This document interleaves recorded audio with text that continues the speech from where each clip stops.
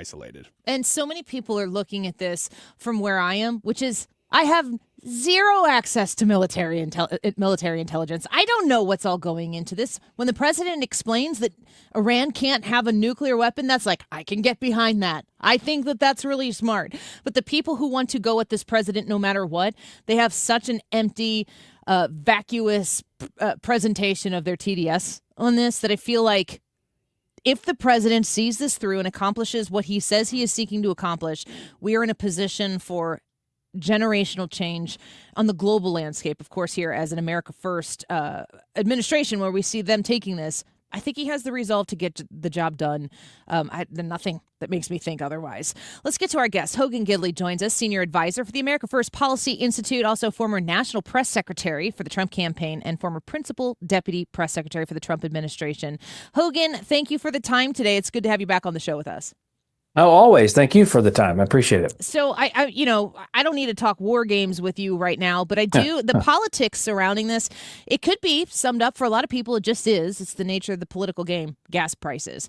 But in the long term, what the president is setting up this country for, it seems to me like he has been willing to do something from a policy standpoint that really is truly going to benefit this country, even though in the short term, the political ramifications might be a little bit tough. Well, I don't know that the political ramifications are tough. The outlines, the goals have been pretty simple. We've achieved a lot of those goals. The question is, what's next? This president has been able to accomplish more in the Middle East region than anyone thought possible, than any president has in generations, if not ever. In fact, if you think about it, whether you're Hillary Clinton or Barack Obama or Joe Biden or Kamala Harris or George W. Bush, all these people kept saying consistently that Iran can't get a nuclear weapon. Okay, great. But that's a talking point unless the follow-up is answered, which is, what are you willing to do to prevent it? Donald Trump said, I'm going to prevent it. And what I'm going to do is get rid of Iran's Navy. He's done that. I'm going to get rid of their Air Force. He's done that. Then, of course, he's got to get rid of the ballistic missile program designed to protect their nuclear aspirations. He did that as well. He's also now cutting off, forget the military successes he's done. That would have been amazing on its own. Now he's destroying them economically because they get, $14 trillion a month through the Strait of Hormuz? Then they threatened shutting that thing down and did so for a day or so. And Trump says, I'll do you one better. I'll shut it down so you can't get any oil and you can't send any oil out either. He is successfully navigating the Middle East when everyone said he couldn't, everyone said he shouldn't. He had peace deals in the first administration. He's ended, 9 wars in this administration, more probably on the horizon. This has systematically been one of the most elite military operations I have ever seen conducted. And that comes on the heels of taking Maduro out of Venezuela when the Chinese delegation was on the ground in that country. He took them right out from under their noses. What he did with bombing the nuclear facilities from before with Fordo and the others, this guy has done more to protect this nation and our interests than any president in my lifetime. Now, the question becomes whether you're for or against this military operation. What happens on the back end will determine, rather, what happens, I think, in the midterms and the popularity. People love winners. Yeah. If he leaves this thing and it's perceived as a win, he's in great shape, and so are Republicans. If he leaves and it's portrayed as a loss, then it's going to be difficult. One last point I'll make, as I kind of go on a rant here, because I've been watching this obviously very, very closely. The problem with that is that even if it is a win by all measurable metrics, data, standards, etc., the left will call it a loss. You saw, and I'm sure you've played the journalist, quote unquote, on television saying, what he is doing, Donald Trump, is great. We need to get rid of Iran. However, I don't want to support it. I don't like America doing great under Donald Trump because I don't like Donald Trump, which is, of course, offensive and grotesque and evil on its face. But they will absolutely reject reality to continue to try and hurt Donald Trump. It is absolutely shocking. but not surprised. I guess it's sad and shocking as of now. Yeah, certainly. Hogan Gidley speaking with us, senior advisor for the America First Policy Institute. If I have my numbers correct, and I hope that I do, we've lost 13 lives in this conflict with Iran that President Trump has engaged in. But I think that in the withdrawal from Joe Biden's withdrawal from Afghanistan, also 13 lives. Yeah. And I'm thinking about the cost and the commitment, the goal, the end goal, the purpose, the intent, and ultimately that cost of 13 lives, both being so congruent for what? And I'm looking at the Biden administration, and all I can come up with is that he wanted the political feather in his cap that he got us out of Afghanistan and was willing to put 13 American lives on the line to do that. And I'm looking at what President Trump is his goal to denuclearize the greatest terror threat that exists on the face of the planet, and it has tragically cost us 13 lives as well. I mean, can there be any more of a stark contrast? Well, of course not. But also remember when Joe Biden did what he did in Afghanistan, that horrific pullout, the way he did it, there were no conditions like Donald Trump had for terrorism to stop, et cetera. He just did it, as you said, for the feather in his cap. But don't forget, we lost 13 people. That was bad enough.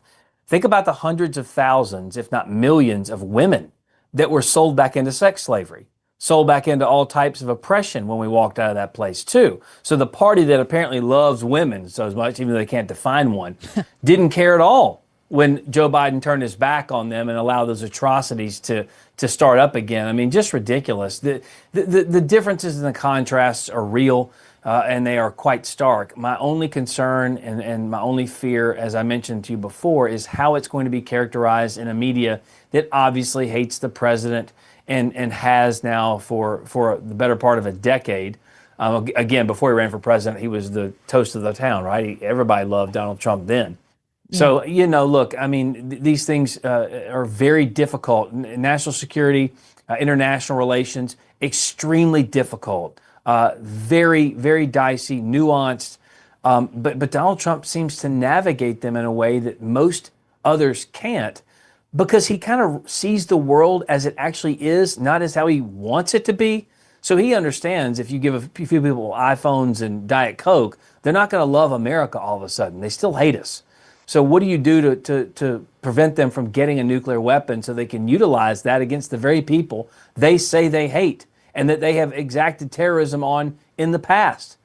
And he's doing it every day. It's just really fascinating. Let me switch gears here a little bit. We're speaking with Hogan Gidley, on to Eric Swalwell, Tony Gonzalez as well in Texas, Swalwell, of course, in California. There are people in Congress right now who are under the microscope for ethics violations.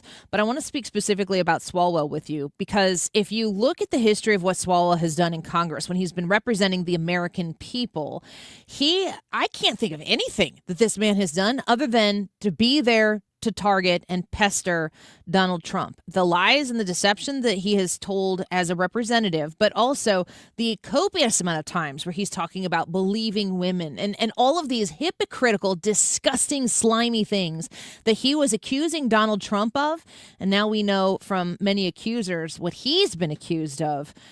How deep does the hypocrisy go in Congress with the Democratic Party? Well, first of all, it's deep because it's the Democrats. It's deep because it's California for sure. But as we've talked about on your show before, Democrats always accuse Republicans of things they are guilty of actually doing. This is another great example of that. And you just hit on it. Listen, if you're accused of crimes like this, you are innocent in this country until proven guilty. That's different than a lot of other nations. And that's one of the things I believe that makes our judicial system great. However, that is not the standard that Donald Trump was afforded by people like Swalwell, who continually said you have to believe all women, continually said to hell with the evidence. I'm not even going to wait on any evidence. I'm going to push this narrative that Donald Trump's this horrible, disgusting person, when in actuality it was Swalwell the entire time. So yes, the hypocrisy is there. Yes, the stupidity is there. But that type of behavior is just flat out evil. And so while this plays out, and I feel for his family, I feel for his wife and his children, but this type of problem is one of your own making. Amen to that. Hogan, I think about the hubris that involves somebody like Eric Swalwell, knowing that these things are part of his past, assuming the allegations are accurate, and being like, you know what? I think I should run for governor. I think they need me. The people want me. I'm going to continue on, and I'm going to continue to level up. And he's already run for president. He's already thrown his hat in the ring for that. I mean, just to live in an existence where you would live this type of double life and be so confident that you could get away with it. That makes me feel like there has to be other people who made him feel that way. Oh, yeah. But look, the stunning lack of self-awareness and the ridiculous sense of self-righteousness with someone like Swalwell, it's not unique to him. There are people all throughout Congress, I think, that have that same disease. But oftentimes, they feel as though they're never going to get caught for these types of things. And remember, this is what people don't understand. He's running for governor, and you think, oh, well, he must be squeaky clean. He's running for governor. He's been in Congress. He must be squeaky clean when he runs for Congress. I mean, he was on city council, and these things are vetted. The bigger the office, the more scrutiny comes along with it. And so you remember the gentleman, I can't remember his name, he was a friend of mine, but he was the lieutenant governor of North Carolina and then ran for governor, and all of this horrible stuff came out. He was a Republican, and people said, whoa, how can this be? He was already lieutenant governor. I said, yeah, but that's fine. It's when you run for a higher office, you get a higher level of scrutiny. And so someone like Swalwell, in the midst of running for governor, he was also, remember, about to upset the Democrats' plan. Mm-hmm. And that is a no-no. And if we've learned anything from getting rid of Joe Biden, from the Hillary Clinton campaign cheating and lying to get Bernie Sanders out of it, where the media gave her questions ahead of time, to Eric Swalwell, if you are no longer needed, you are cast aside like an old shoe. They don't care anymore. You have served your purpose. Bye. They don't care anymore. And you see this so often on the Democrat side. And when they realize that you could have two Republicans at the top of the ticket. And here's what the rich thing of it is as you're closer to California geographically right now than I am. We're both pretty far ideologically. I live in Illinois, so I feel it politically in my soul as well. A little closer. But California is so far left and so far radical. And if there's three things I know that are bad, it's men, white men for sure, and billionaires. Mm-hmm. And as soon as Swalwell drops out, who shoots into the lead on the Democrat side? Tom Steyer. Male billionaire. A white male billionaire. Like, it's so stupid. But like I said before, they care about really two things, but one kind of collectively, and that is gaining and maintaining political power, period. Amen. And whatever they have to do to get it, they will do it, and this is a perfect example of that. Hogan, it's amusing, if at least currently to me, that the Democrat Party will decide when someone's career is over, i.e. Swalwell, because that everybody knew about this, but they were waiting for the time to talk about it and to throw him under the bus. But hey, Annie, hold on, but Biden too. Sure. Everyone knew he was cognitive decline, but no one said a word until the blood was in the... Oh, we knew this for a long time. Why didn't you say anything? You knew this about Swalwell? Why didn't you say anything? Because he was a useful idiot for them. That's why. And they'll pull out all the stops to make sure that the only person like a Kamala Harris, let's not have a primary. Let's just pick. No. And this is the party that says the end of democracy is near if you vote for a Republican. Right. Come on, people. Do you even have a dictionary? Look it up. Hogan Gidley, it's always great to have you on the show. Please come back again soon. Anytime, Annie. Thanks. Take care. Bye-bye. Hogan Gidley is the senior advisor for the America First Policy Institute.